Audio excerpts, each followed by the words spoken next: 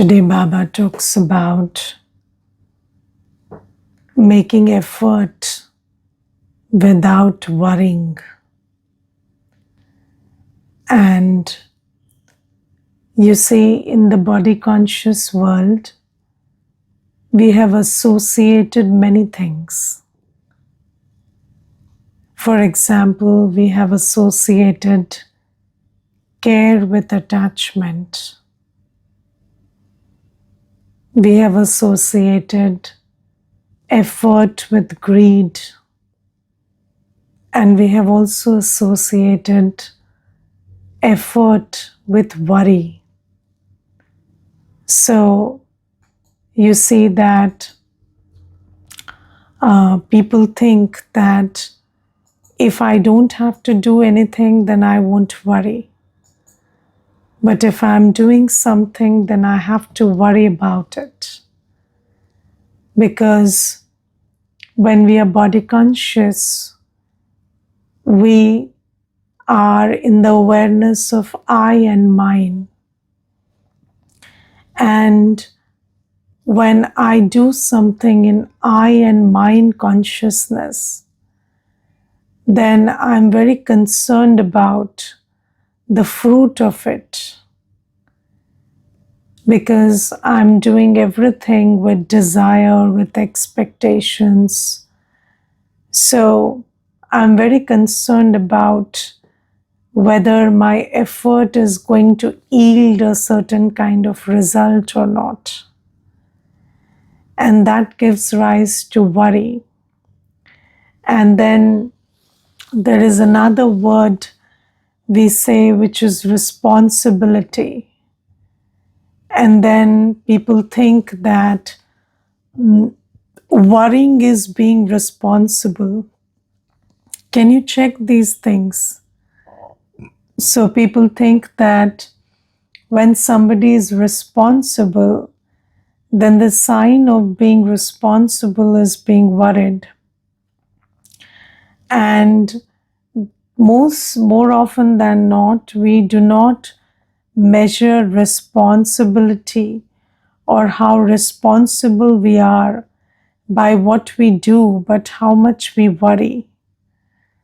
For example, even when we are children, if I'm studying, if I'm going to school, then my parents expect that I should have a serious, worried face. And that will reflect how responsible as a student I am.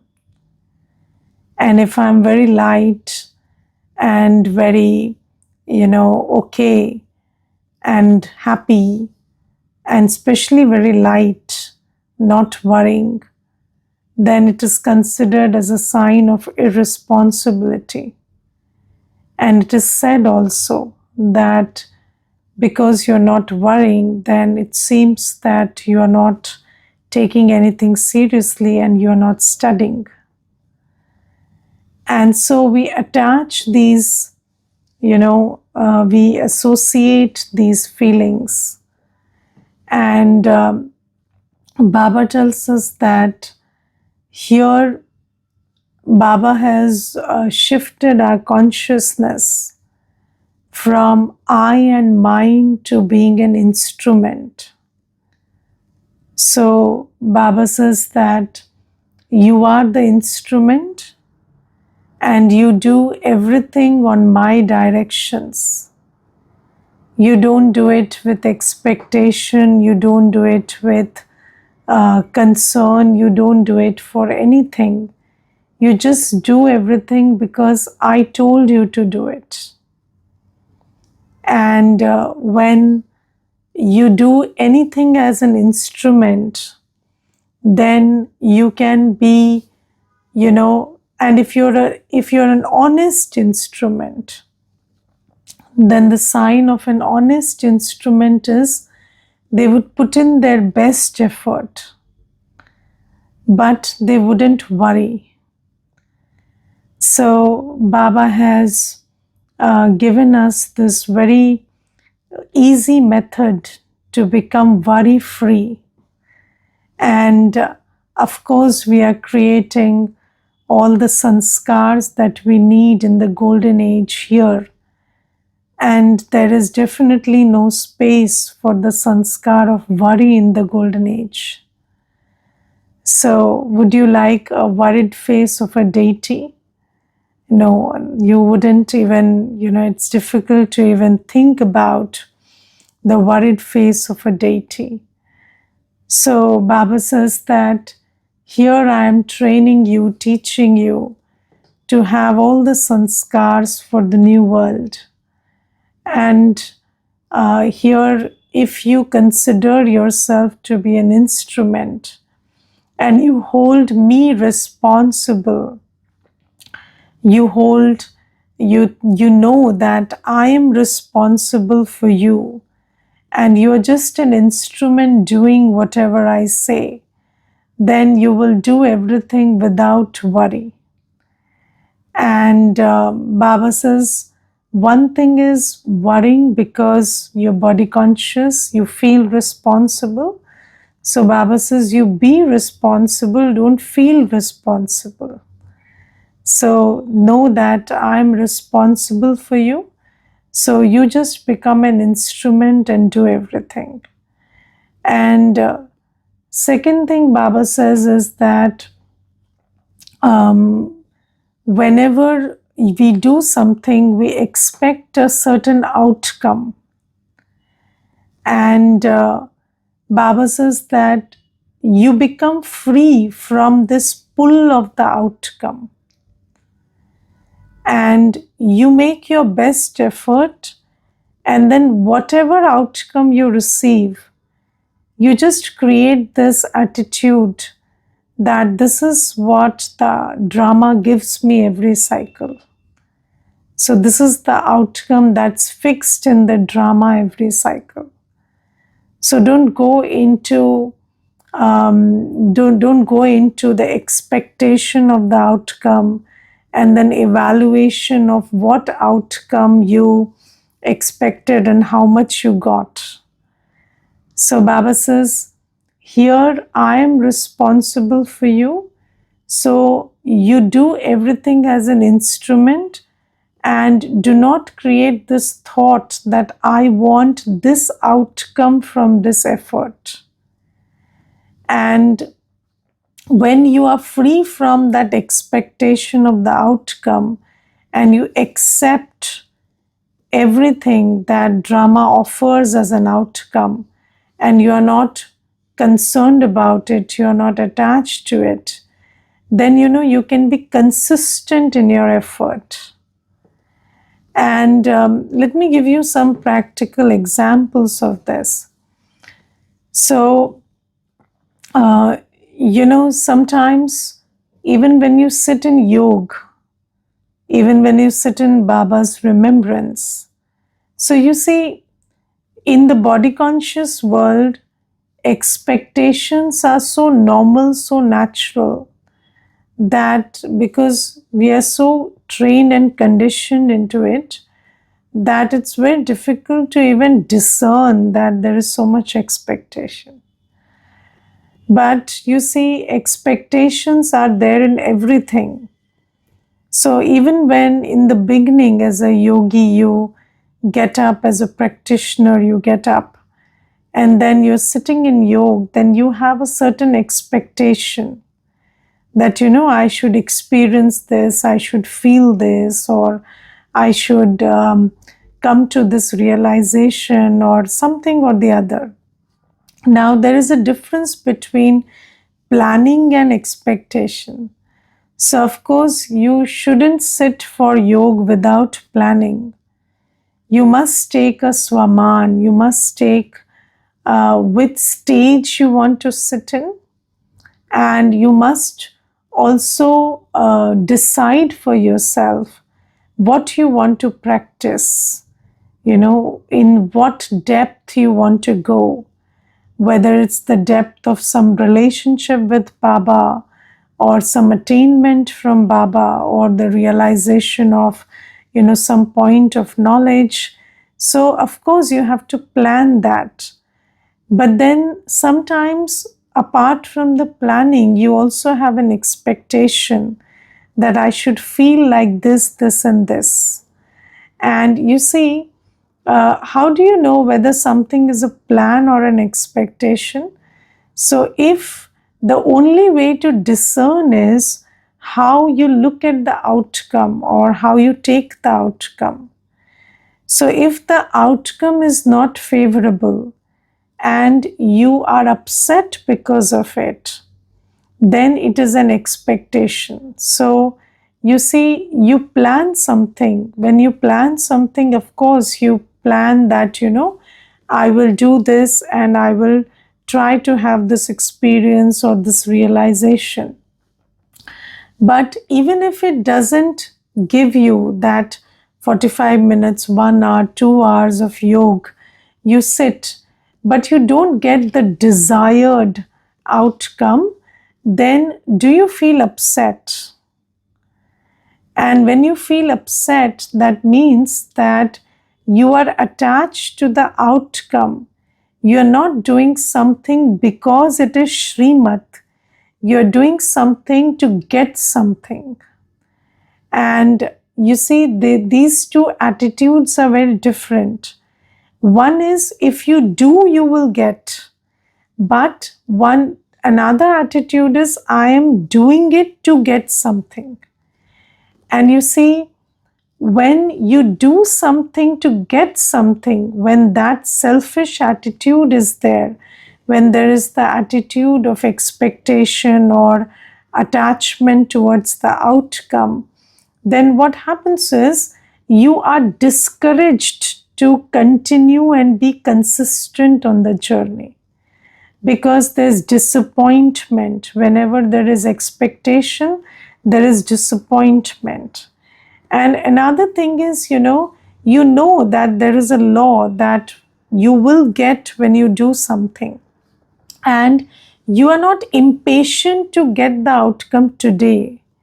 You can wait, and you can wait endlessly, because you know that the outcome will come when the effort is there. And then when you keep continuing or being consistent on the journey, then one day you will see the outcome. But when you do something because of the expectation, then there is disappointment, disheartenment, and then slowly your consistency and continuity in the journey is reduced gradually. And another thing is, you see, as is the seed, so is the fruit.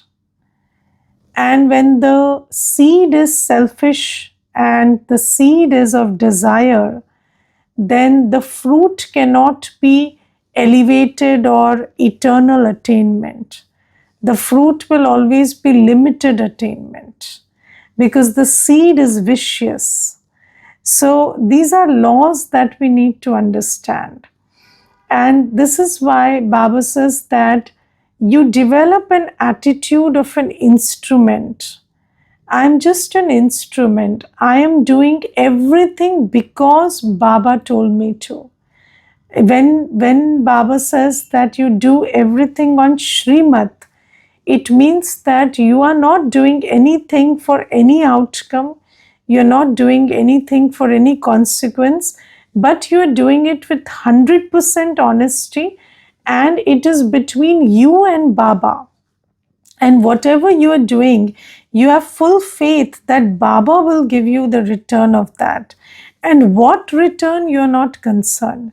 What return Baba will give, when Baba will give the return, you are not thinking about that. You are not attached to that.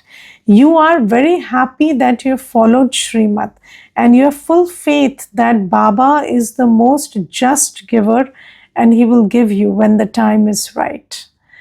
So Baba says that always do everything. Now I talked about yoga.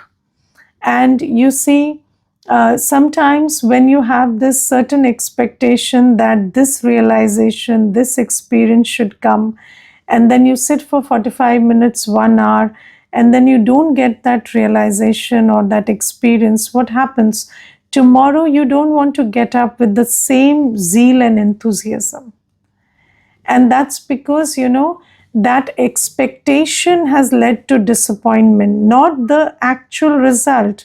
Because the actual result is according to drama, and drama is accurate, and drama is in consonance with the law of karma. But our expectation is not in consonance with the law of karma. Our expectation is according to our desire and our ideas of what should be. So, according to the drama, you got the result, you got the experience that you deserved and that was destined in the drama. But you cannot appreciate it because you wanted more. And then what happens is it messes up with your consistency, it messes up with your faith, and then you are not able to do that same journey with the enthusiasm and zeal, that journey which was going to give you long term results.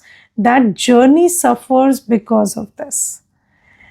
And this doesn't apply only to the effort of yoga, but in every effort, even about the effort of seva. So you serve somebody, you give somebody Baba's message, and then you have the expectation that they would become very happy and they would thank you, or even if they don't express their gratitude towards you, at least they would use the jewels of knowledge and make their life better. But then they just discard those jewels of knowledge because that is what's destined in the drama. But then you take it very personally, and you feel the way is you start thinking about yourself in a negative way. You start thinking that maybe I'm not good enough, maybe I did something wrong, and B, you start having negative thoughts about the activity of seva, because you think that maybe seva is not giving, seva is not, maybe I'm not doing it right, or maybe the whole idea of seva is wrong. Maybe not everybody in the world can be served, not every soul deserves Baba's gyan. So these kinds of things happen because of this old sanskar of worry and expectation of a certain outcome. And we can overcome this by taking this Srimad from Baba, that consider yourself to be an instrument and do everything because Baba asked you to do it, not because of any other reason. And this is a very important thing to practice. And I will tell you one thing. So, in this journey of, gyan and seva and effort, I have experienced that there are many a times when, you do a lot, but you don't receive a lot in return. Maybe, you're making a lot of effort in your self progress, but you're not progressing because there's a lot of fighting with Maya that's going on.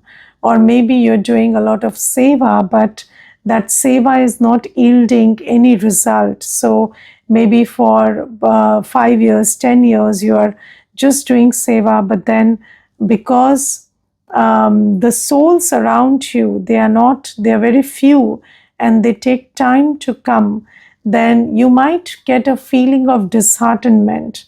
But then if you hold this one thing, that I am doing everything on Baba's Srimad, and in my personal journey, I ask myself one thing every day: what would you do otherwise?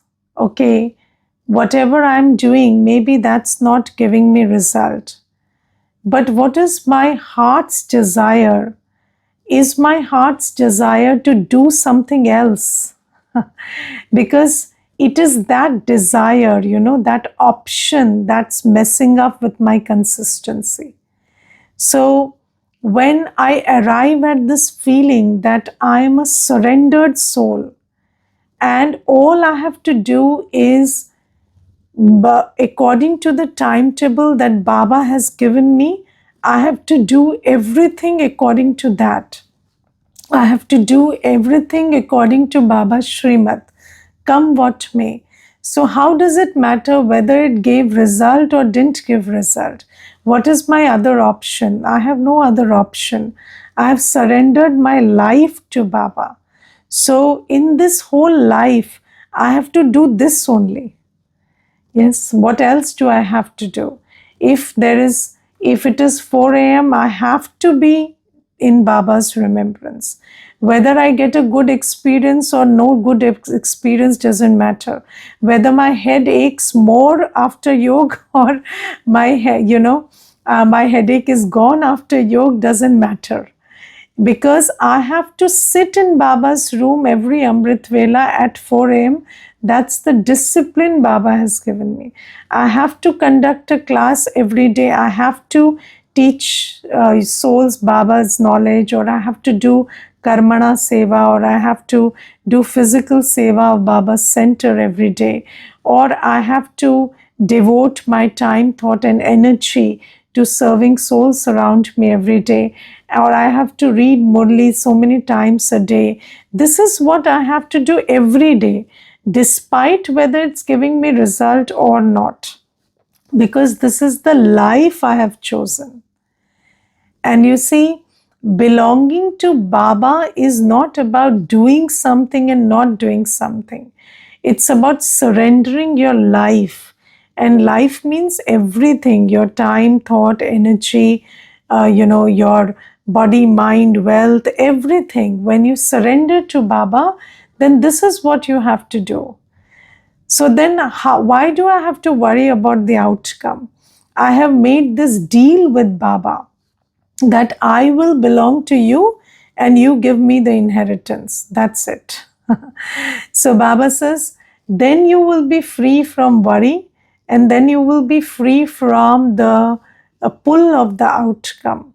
And then Baba tells us a very important thing to remember in Sangam Yoga, that nothing of yours will ever go to waste. You can type this, on a paper and put it like a slogan on the wall. Nothing of a Brahmin, nothing of a Baba's child will ever go to waste. Do you believe that? If you have given your thought, your time, your energy, your money, your attention, anything, your physical effort to anything in this universe, that will give a result sooner or later. And you must have this 100% faith in this law that nothing of yours will ever go to waste. If you have given your time, energy, effort to a soul, that soul will someday or the other recognize Baba. If you have made effort to serve the environment through your good wishes and good feelings, that environment will be served. Nothing of yours can ever go to waste. And it's not because of what outcome came immediately, but because of the law that the resources of a Brahmin are God's resources. Do you understand? When you belong to Baba, everything of yours belongs to Baba. So if I have used it on Srimat, yes, that is very important. My everything belongs to Baba, and if I have taken care to use it on Srimat, then it is Baba's resource. And when something belongs to Baba, it cannot go to waste.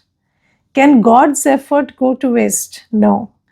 And when I have made my effort after, having a heart of surrender, and after, this thing of this attitude of surrender, and on the lines of Srimat, then nothing of mine can go to waste. You should have 100%, conviction on this, faith on this. And I remember there was this one brother, And he came to class for, I think, he took a lot of time to understand Gyan. Maybe 20-25 days we spent on sharing Baba's Gyan to him. And then he stopped coming. And then somebody told me, "You wasted your 25 days after that, brother." So I said, "It's my 25 days, it can't go to waste." Do you understand? If I have given 25 days to something, it can never go to waste. And whether he understands Gyan or not doesn't matter also. When I have invested something, I will definitely get the return of it. And my effort is with full honesty, full faith in Baba and on the lines of Srimad. I have not done anything for that person. I have done it on Srimad and I will get the return from Baba. Yes, so there are two things in this. One is whatever effort you make on Srimad, it will not go to waste because you did it for Baba, so Baba will give the return.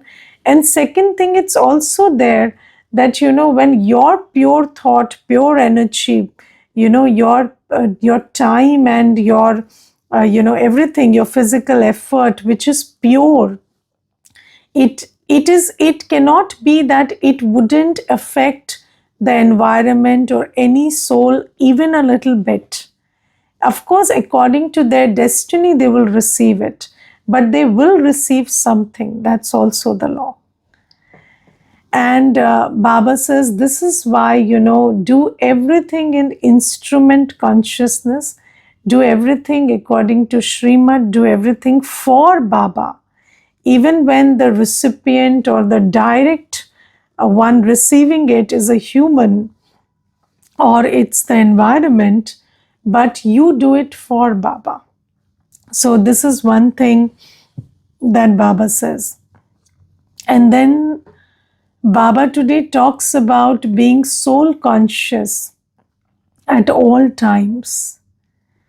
And Baba says that whenever you are doing any act, maybe you are meeting somebody, you are taking care of family, children, or you are going into business, cracking a deal with somebody, always remember you are a soul doing it. And you see, if you generally the study in the world, they say, there are chakras in the body. Have you heard that? There are many chakras in the body. And you see, they talk about activations of chakras. And what is a chakra? Every chakra corresponds to a certain function of your body. Maybe the function of the reproductive system or the excretory system or the heart system or the digestive system or the respiratory system or, the spiritual system, the soul. So every chakra corresponds to different systems of the body. And then whatever, the way in which so your awareness, your consciousness of who you are, it determines the activation of that chakra. For example, if you're very emotional, then your heart chakra is very activated. If you're very, if you're always thinking about food and eating and stuff, then your digestive system's chakra is very activated. And then when you think about yourself as a soul, then your Gyan chakra or, your chakra of purity and love and your, the chakra of virtues is very activated. So Baba always tells us to be soul conscious. Now you see, as is your consciousness, so is your attitude and your discernment and decision making at that time.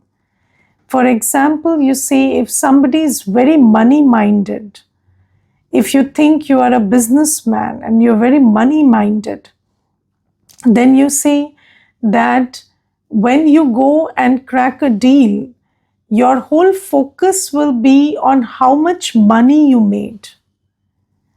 It will not be on how you made that money. Baba doesn't ask us to not make money, but what you make and how you make are equally important. And if you're body conscious, if any of your other systems are active, not your spiritual system, if you're not soul conscious, then what happens is the other concerns, the concern for, name, fame, profit, money, these concerns, they guide your discernment and decision making. And when you go and crack the deal and you forget that you are a soul, and you forget that you are a soul doing this deal through the body, but you are in the consciousness that I'm a businessman, then you do not care how you make the money. And how you make the money is more important than how much money you make, because how you make the money is about whether you earn blessings in the process or whether you earn the opposite of blessings in the process. And what you make is perishable, but how you make it and the result of it is imperishable. And it will go with you. That's why it's very important to be soul conscious at every step. So, you are raising children. Now, raising children is necessary. But then how you raise the children? Are you raising the child to belong to you, or are you raising the child to be a powerful soul? It depends on what consciousness you're raising the child in. Because if you are raising the child thinking that they should belong to you, then you will try to make them more and more dependent. Do you understand that? And then if you're raising the child to belong to the world and belong to Baba and belong to Seva, then you will raise them like an asset that is, independent and has the power of purity. And when you know the law that until and unless somebody is pure, they cannot be powerful. They could do something sometimes with limited motivation, but they are not powerful to cross every obstacle and reach the goal. Only purity gives you that power. And when you are raising children with the consciousness of a soul, you know that I'm a soul, I'm Baba's instrument, and I'm raising this child. Maybe this is the biological child, but then when you're soul conscious, you look at them as a soul. And when you raise somebody as a soul, then you care to teach them the importance of purity and train them into purity. And that's why how you do something in what consciousness is very important.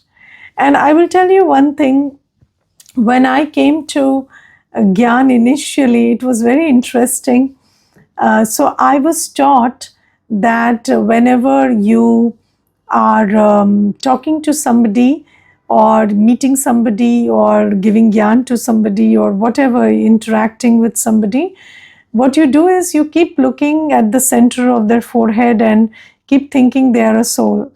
And I did not know that it's about soul consciousness. I thought, I just have to keep looking in the center of the forehead and then I have to keep talking to them. And it used to become very weird. And then gradually I understood that it's not about looking in the center of the forehead, but it's about holding in your awareness who you are and who they are. And when you operate with that awareness, then the awareness of the soul decides what decisions you would make, what choices you would make, or what attitude you would have, or what thoughts you would create, or what acts you would do. Yes. For example, if you're buying something from somebody, let's don't do, we are not even talking about selling something to somebody. So if you're buying something from somebody, yesterday only I had a situation, and that person was not able to deliver on time. We had bought something and that delivery was not on time. And then somebody told me that you shout at them. So I said, no, I wouldn't shout at them. They are, that's a soul. So then I tried to understand why they were late. And I tried to, help them to deliver it in time. And I told them, okay, so they said, this person messed up the address. So I said, okay, you give them the address like this, and then they would deliver it on time. And then that person said, it was good knowing you. And if that person, although he's the businessman and he's only interested in profit, but still that interaction, because that interaction is happening, right?